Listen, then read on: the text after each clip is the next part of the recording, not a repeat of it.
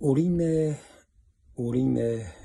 edhe gëzuar vitin e ri 2026. Njëherit unë Ramadan Reka prej Kopenhagës, Danimarkës, shprehi vullnetin edhe dëshiren t'ja uroj të gjithë njerëzve në botë pa dallim fej, pa dallim gjini, pa dallim racë, pa dallim ngjyrë. Të gjithëve njerëzve të botës ja uroj vitin e ri 2026. Njëherit paqja, mëshira dhe lumturia e Zotit qoftë mbi të gjithë njerëzimin që jetojnë në këtë botë. Dëshiroj që ky vit 2026 të jetë vit i paqes, i mëshirës, i lumturisë, i dashurisë, i njerëzisë dhe ndriçimin e botës.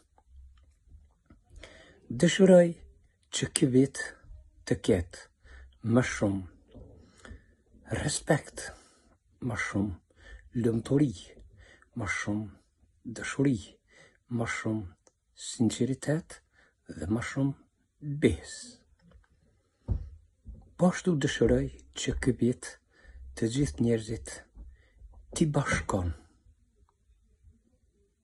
rreth njëri tjetrit, që ky vit mos të ketë urrëtie, mos të ketë luftra, mos të ketë moskuptime mes njerëzve, po të janë të mirëkuptueshëm, ta dojnë, ta çmojnë, ta respektojnë çdo njeri apo krijesë të kësaj bote. Unë, si Ramadan Reka, shprehi dëshirën që ky vit të gjithë t'i ban të lumtur, të ketë punë sa më shumë, që njerëzit të kanë një jetë më të lumtur. Unë dëshiroj që ky vit të gjithë ata që janë të pamartuar ta gjejnë fatin e jetës dhe ta krijojnë një jetë të lumtur familjare. Unë, si Ramadan Reka, dëshiroj që ky vit çdo kush që është i smur të shërohet dhe të bëhet sikur ishte më parë.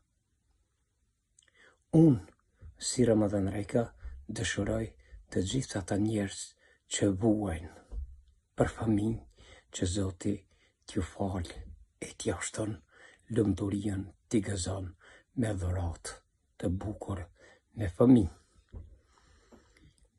Prandaj, vëllezër dhe motra, gjithmonë pranoni përshëndetjet dhe respektin nga unë Ramadan Reka.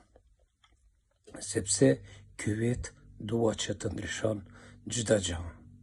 Dua që atë mbletin që kemi në mes veti ta humbi.